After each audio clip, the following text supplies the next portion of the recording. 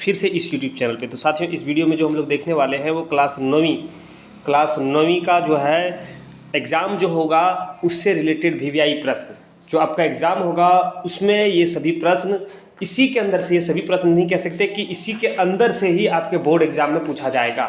तो साथियों, आप वीडियो को अंत तक देखिएगा और सभी प्रश्न को आप अच्छे तरीके से क्लियर भी कर लीजिएगा, ठीक है। जब तक आपका एग्जाम में 2-3 दिन टाइम बचा हुआ है, ये सभी इसमें हम लोग क्वेश्चन अधिक से अधिक क्वेश्चन को देखने का प्रयास करेंगे। तो चलिए यहाँ पे फर्स्ट क्वेश्चन जैसे कि आप देख पा रहे हो दिया हुआ है, यहाँ पे पहला दिया हुआ है कि फ्रांसीसी समाज में सत्ता और सामाजिक हैसियत को अभिव्यक्त करने वाली श्रेणी को क्या कहते हैं? तो क्या कहते हैं? समानता, पादरी, सर्वहारी और एस्टेट, ठीक है, इसको क्या कहते हैं। और साथियों बता दें कि ये वीवीआई प्रश्न है और ये प्रश्न जो है 2019 के बोर्ड एग्जाम में पूछा गया है, ठीक है।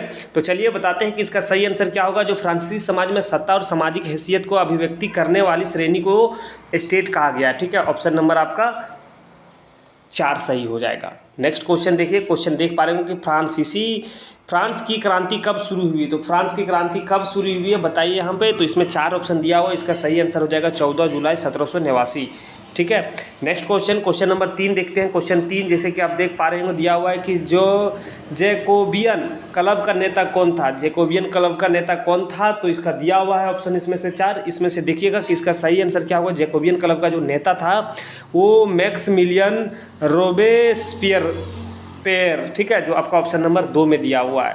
क्वेश्चन नंबर 4 दिया हुआ है कि बोल्शेविक पार्टी का नेता कौन था? ये भी प्रश्न पूछा गया है। तो बताइए साथियों कि इसका सही आंसर क्या होगा। तो सही आंसर इसका हो जाएगा क्या? देखिए ऑप्शन दिया हुआ 4 ना, इसका सही आंसर हो जाएगा आपका लेनिन, जो ऑप्शन नंबर 1 में दिया हुआ है। नेक्स्ट क्वेश्चन को देखते हैं। क्वेश्चन जैसे कि आप देख पा रहे होंगे क्वेश्चन नंबर 5 कि रूसी संसद का क्या नाम था? ये भी बहुत अच्छा प्रश्न है। रूसी संसद को क्या कहा जाता है? तो देखिए साथियों, ये जो प्रश्न है 11th क्लास में भी पूछा गया था, ठीक है। 11th क्लास जो है आर्ट्स वाले हैं उनको ये प्रश्न पूछा गया था, जो 2000 शायद जिसमें एमसीक्यू प्रश्न किया गया था, ठीक है। और अभी भी मॉडल सेट में दिया हुआ है रूसी संसद का क्या नाम था। तो ये आपको 9वीं क्लास 11वीं क्लास में अगर आर्ट्स लेके रखते हैं तो उसमें भी बहुत मदद देने वाला है। तो रूसी संसद का क्या नाम था? तो डयूमा था। क्या था? डयूमा, जो ऑप्शन नंबर 4 में दिया हुआ है। एडोल्फ हिटलर का जन्म कब हुआ था? तो हिटलर का जन्म मतलब कि कहाँ हुआ था, कब नहीं कहाँ हुआ था, ठीक है। तो ये कहाँ हुआ था? तो ऑस्ट्रिया में हुआ था, ऑस्ट्रिया, जो ऑप्शन नंबर 1 में दिया हुआ है, ठीक। नेक्स्ट क्वेश्चन नंबर 7 को देखते हैं। क्वेश्चन 7 दिया हुआ है यहाँ पे देखिए कि जर्मन संसद को क्या कहा जाता है। वो अभी हम लोग वहाँ पे देखे कि रूसी संसद को क्या कहा जाता है। यहाँ पे जर्मन संसद को क्या कहा जाता है? तो जर्मन संसद को जो कहा जाता है राइखस्टाग कहा जाता है, राइखस्टाग कहा जाता है, जो ऑप्शन नंबर 2 में दिया हुआ है। क्वेश्चन नंबर 8 देखिए कि हिटलर की सेनाओं ने पोलैंड पर कब आक्रमण किया था? तो हिटलर की सेनाओं ने पोलैंड पर जो आक्रमण किया था वो सितंबर 1939 था, ठीक है, सितंबर 1939, जो ऑप्शन नंबर 3 में दिया हुआ है। नेक्स्ट क्वेश्चन सीधो कान्हो किस विद्रोह के नेता थे? तो सीधो कान्हो किस विद्रोह के नेता थे? संथाल विद्रोह, मुंडा विद्रोह और कोल विद्रोह और सन्यासी विद्रोह। तो ये जो है सीधो कान्हो जो था वो संथाल विद्रोह के नेता थे। ऑप्शन नंबर यहाँ पे आपका सही हो जाएगा 1 नंबर। तो किस देश में सबसे पहली कृषि क्रांति आई थी? तो किस देश में सबसे पहले कृषि क्रांति आई थी? वो इंग्लैंड था, ठीक है। ऑप्शन नंबर ये 4 सही हो जाएगा आपका, ठीक। नेक्स्ट क्वेश्चन नंबर 11 की ओर हम लोग बढ़ते हैं। क्वेश्चन 11 देख पा रहे होंगे कि भारत का कौन सा स्थान 3 सागरों के मिलन स्थल पर स्थित है? तो 3 सागर के मिलन स्थल पर स्थित है। तो बताइए कौन सा सही होगा। तो आप सभी साथियों को बता दें कि कन्याकुमारी जो है वो है तीनों सागरों के मिलन स्थल पर स्थित है। आगे आइए, कर्क रेखा किस राज्य से नहीं गुजरती है? ये भी 10वें में प्रश्न था और ये 9वें में प्रश्न है कि कर्क रेखा किस राज्य से नहीं गुजरती है। तो कर्क रेखा जो है ओडिशा से नहीं गुजरती है, ठीक है। ऑप्शन नंबर यहाँ पे देखिए डी सही हो जाएगा, ओडिशा, ठीक। एंड लास्ट क्वेश्चन जो है दिया हुआ यहाँ पे कि गोवा के दक्षिण में स्थित पश्चिमी तट पट्टी कौन है? तो पश्चिमी तट पट्टी जो है वो है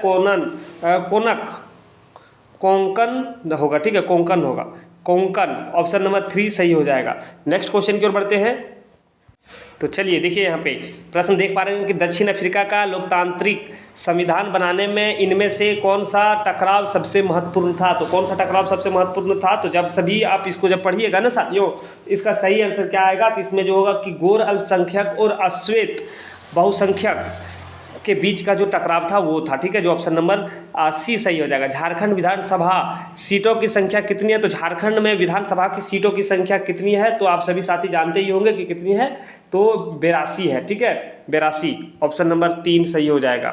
नेक्स्ट क्वेश्चन नंबर आप देखिए यहाँ पे दिया हुआ है कि राष्ट्रीय मतदाता दिवस कब मनाया जाता है। ये भी बहुत ही आसान प्रश्न और वीवीआई प्रश्न है। तो राष्ट्रीय मतदाता दिवस 25 जनवरी को मनाया जाता है, ठीक है, 25 जनवरी को मनाया जाता है। वर्तमान समय में भारत के राष्ट्रपति कौन है? तो वर्तमान समय में अभी की बात किया जा रहा है 2023 में वर्तमान समय में भारत के राष्ट्रपति कौन है? तो वर्तमान समय में भारत के राष्ट्रपति जो है वो द्रौपदी मुर्मू है, ठीक है, जो आपका सही ऑप्शन नंबर 2 दिया हुआ सही हो जाएगा। नेक्स्ट क्वेश्चन नंबर 18 देखिए दिया हुआ यहाँ पे क्या कि निम्नलिखित में से कौन भारतीय संसद के 2 सदन हैं?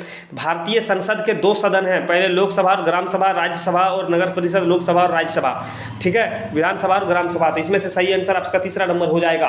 कौन सा? तीसरा नंबर हो जाएगा, लोकसभा और राज्यसभा, ठीक है। एंड नेक्स्ट क्वेश्चन नंबर 19 की ओर हम लोग बढ़ते हैं। क्वेश्चन 19 जैसे कि आप देख पा रहे हैं दिया हुआ है कि संगठन और संघ बनाने की स्वतंत्रता किस मौलिक अधिकार के अंतर्गत आता है? तो संगठन और संघ बनाने की मौलिक अधिकार का मौलिक अधिकार जो मिला हुआ है वो जो आता है, आप सभी साथियों को बता दें कि वो जो होगा वो स्वतंत्रता के अधिकार के अंडर में आते हैं, जो ऑप्शन नंबर 2 में दिया हुआ है, ठीक है। क्वेश्चन नंबर 20 देखिए दिया हुआ है कि निम्नलिखित में से कौन मौलिक अधिकारों में नहीं है? मौलिक अधिकारों में नहीं है तो बताइए। यहाँ पे दिया हुआ ऑप्शन 4, जब इसको सभी का पढ़िएगा, जैसे हम लोग पढ़ लेते हैं, दिया हुआ है कि समानता का अधिकार मौलिक अधिकार में है, स्वतंत्रता का अधिकार मौलिक अधिकार में, संवैधानिक उपचार का अधिकार मौलिक अधिकार में, लेकिन जातिगत भेदभाव का अधिकार जो है मौलिक अधिकार के अंडर में नहीं आते। तो आपका सही हो जाएगा ऑप्शन नंबर डी, मतलब क्वेश्चन नंबर 4 सही हो जाएगा, ठीक है। आगे आइए, क्वेश्चन दिया हुआ है कि भारत का क्षेत्रफल विश्व के क्षेत्रफल का कितना प्रतिशत है? भारत का जो क्षेत्रफल है विश्व में जितना भी क्षेत्रफल है वो कितना प्रतिशत क्षेत्रफल है? तो आप सभी साथी, ये इजी प्रश्न और वीवीआई प्रश्न और आप सभी को जानना चाहिए ये कि 2.4% जो है, जितना भी विश्व में जो क्षेत्रफल है उसका 2.4% भारत का क्षेत्रफल है, ठीक है, जो ऑप्शन नंबर 2 सही हो जाएगा। निम्नलिखित में से कौन हमेशा बर्फ से ढका हुआ होता है? तो महान हिमालय, शिवालिका, पूर्व घाटी और अरावली, ठीक है। तो यहाँ पे बताइए इसका सही क्या है? तो महान हिमालय जो है वो महान, ठीक है, हिमालय जो है वो बर्फ से ढका रहता है, ठीक है। एंड नेक्स्ट क्वेश्चन नंबर 23 की ओर बढ़ते हैं। क्वेश्चन 23 जैसे कि आप देख पा रहे हैं दिया हुआ है कि उत्तरी मैदान किस नदी से बना है? तो उत्तरी मैदान जो बना हुआ है वो है आपका गंगा, सिंधु, ब्रह्मपुत्र से बना हुआ, ठीक है, ऑप्शन नंबर डी आपका सही हो जाएगा। प्रायद्वीपीय नदियां होती है, प्रायद्वीपीय नदियां क्या होती है? तो साथियों दिया हुआ ऑप्शन 4 इसमें से, ठीक है, इसका सही आंसर क्या हो जाएगा? तो प्रायद्वीपीय नदियां जो होती है वर्षाकालीन जल प्रवाही होती है, जो वर्षा काल में जो बारिश होती है उसमें जल प्रवाह होता है, उसी को प्रायद्वीपीय नदियां कहते हैं, ठीक है। अब नेक्स्ट क्वेश्चन आप बताइए यहाँ पे कि सदा जल प्रवाही नदी कौन सी नदियों के अंडर में आता है? आप कमेंट करके हमें बताएंगे फटाफट से, ठीक है। चलिए आइए क्वेश्चन नंबर 25 को देखिए। क्वेश्चन 25 दिया हुआ है कि निम्नलिखित में से कौन सी लवणीय जलवाली झील है? लवणीय जलवाली झील है तो दिया हुआ ऑप्शन 4 सांभर, बुलर, डल और गोविंद सागर। तो बताइए इसका सही आंसर क्या होगा? तो इसका सही आंसर फटाफट कमेंट कीजिए अगर जानते हैं तो, और नहीं जानते तो इसका आंसर आप जानिए कि इसका सही आंसर हो जाएगा सांभर, ठीक है, जो ऑप्शन नंबर 1 सही हो जाएगा। निम्नलिखित में से कौन जलवायु को प्रभावित करने वाला कारक नहीं है? जलवायु को प्रभावित करने वाला कारक नहीं है वो पूछा जा रहा है, तो बताइए इसमें से मौसम समाचार जो जलवायु को प्रभावित नहीं करता है, ठीक है। नेक्स्ट क्वेश्चन नंबर यहाँ पे देखिए 27 की ओर बढ़ते हैं। क्वेश्चन 27 देख पा रहे हैं दिया हुआ कि भारत में मानसून का आगमन कब होता है? तो आप सभी जानते हैं कि भारत में मानसून का आगमन कब होता है, ठीक है, वो जून के शुरू में हो जाता है, 5 जून या फिर मतलब कि जून के अंडर में मानसून का आरंभ या आगमन हो जाता है, ठीक है, ऑप्शन नंबर 2 आपका सही हो जाएगा। नेक्स्ट क्वेश्चन की ओर बढ़ते हैं। तो हम लोग नेक्स्ट क्वेश्चन के ऊपर आ गए हैं। देखिए यहाँ पे नया क्वेश्चन आप देख पा रहे हैं दिया हुआ है, ठीक है, कि नागफनी किस वनस्पति क्षेत्र में पाया जाता है? तो नागफनी जो है किस वनस्पति क्षेत्र में पाया जाता है? तो ये जो पाया जाता है वो कंटीले वाले तथा झाड़ीदार के क्षेत्र में, मतलब यहाँ पे ऑप्शन नंबर 3 में जो दिया हुआ है आपका सही होगा, ठीक। नेक्स्ट क्वेश्चन नंबर आप 29 देख पा रहे हो दिया हुआ है। 29 में क्या दिया हुआ है कि भारत में लिंगानुपात के संदर्भ में कौन सा कथन सही है? तो भारत में लिंगानुपात के संदर्भ में कौन सा कथन सही है? तो बताइए यहाँ पे दिया हुआ है ऑप्शन 4 कि पुरुष और महिला दोनों की संख्या बराबर है, पुरुष की संख्या महिला से कम है, महिलाओं की संख्या पुरुष से कम है, महिलाओं की संख्या पुरुष से अधिक है। तो सही आंसर महिलाओं की संख्या पुरुष से कम है, ठीक है। नेक्स्ट क्वेश्चन, तीसरा नंबर क्वेश्चन दिया हुआ है कि जनसंख्या में होने वाले परिवर्तन की क्रियाएं कौन हैं? तो जन्म दर, मृत्यु दर और यहाँ पे प्रवास उपयुक्त सभी, तो सभी है, ऑप्शन नंबर डी आपका सही हो जाएगा। 31वां नंबर क्वेश्चन की ओर बढ़ते हैं। 31वां नंबर क्वेश्चन देख पा रहे हैं कि उत्पादन की पहली आवश्यकता क्या है? उत्पादन की पहली आवश्यकता जो है वो भूमि है, ठीक है, ऑप्शन नंबर 2 सही हो जाएगा। अस्थायी पूंजी और कार्यशील पूंजी के स्रोत हैं। अस्थायी पूंजी और कार्यशील पूंजी जो है वो स्रोत जो है साथियों वो भौतिक पूंजी, मानव पूंजी, भौतिक और मानव पूंजी, इसका सही आंसर तो तीसरा हो जाएगा, भौतिक पूंजी और मानव पूंजी दोनों, ऑप्शन नंबर डी सही हो जाएगा। ठीक है, नेक्स्ट क्वेश्चन नंबर यहाँ पे देखिए 33 नंबर क्वेश्चन दिया है, पालमपुर में गैर कृषि क्रियाएं है। तो पालमपुर में गैर कृषि क्रियाएं जो है वो क्या है, तो इसमें से देखिए यहाँ पे परिवहन, दुकानदारी और लघु विनिर्माण, तो इसमें से सही हो जाएगा, ऑप्शन नंबर डी हो जाएगा। ठीक है, चौथा नंबर सही हो जाएगा आपका। किस प्रकार की जनसंख्या अर्थव्यवस्था किस परिसंपत्ति है।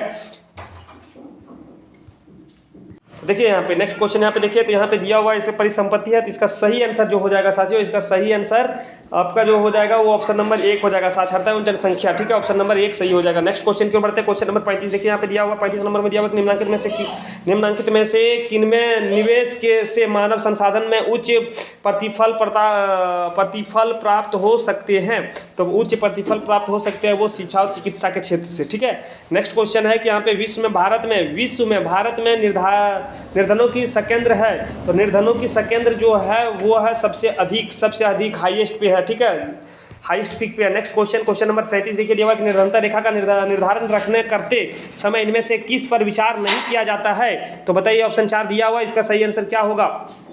ठीक है, इसका सही आंसर हो जाएगा आपका ऑप्शन नंबर हो जाएगा आपका 3। ठीक है, मनोरंजन आवश्यकता, ऑप्शन नंबर 3 हो जाएगा। नेक्स्ट 38 नंबर क्वेश्चन की ओर बढ़ते हैं। 38 नंबर क्वेश्चन में देख रहे हैं कि बफर स्टॉक क्या, ये भी VBI प्रश्न है। बफर स्टॉक क्या है, बफर स्टॉक है सरकार द्वारा अधिप्राप्त अनाज का भंडारण। ठीक है, जो आपका ऑप्शन नंबर 1 में दिया हुआ सही हो जाएगा। नेक्स्ट क्वेश्चन नंबर यहाँ पे देखिए 39 में दिया हुआ, खाद्य सुरक्षा का क्या अर्थ है। तो खाद्य सुरक्षा का अर्थ जो है वो है सभी लोगों के लिए सदैव भोजन की उपलब्धता कराना। ठीक है, सभी लोगों के लिए, ऑप्शन नंबर यहाँ पे अमीर हो या गरीब सभी के लिए होता है। ठीक है, नेक्स्ट एंड लास्ट प्रश्न जो है आपका देखिए यहाँ पे देख पा रहे हैं कि सार्वजनिक वितरण प्रणाली किससे संबंधित है। सार्वजनिक वितरण प्रणाली जो संबंधित है साथियों खाद्य सुरक्षा से है, ऑप्शन नंबर 3 सही हो जाएगा। तो साथियों इसमें हम लोग 1 से लेकर 40 प्रश्न देखे और ये सभी प्रश्न VBI प्रश्न है। ठीक है, आप सभी प्रश्न को अच्छे तरीके से देख लीजिएगा और आप उम्मीद करते हैं कि आप एग्जाम में फोड़ के आइएगा। चलिए साथियों वीडियो कहीं पर समाप्त करते हैं, फिर हम लोग मिलते हैं नई वीडियो लेकर, तब तक आपसे अलविदा लेते हैं। जय हिंद।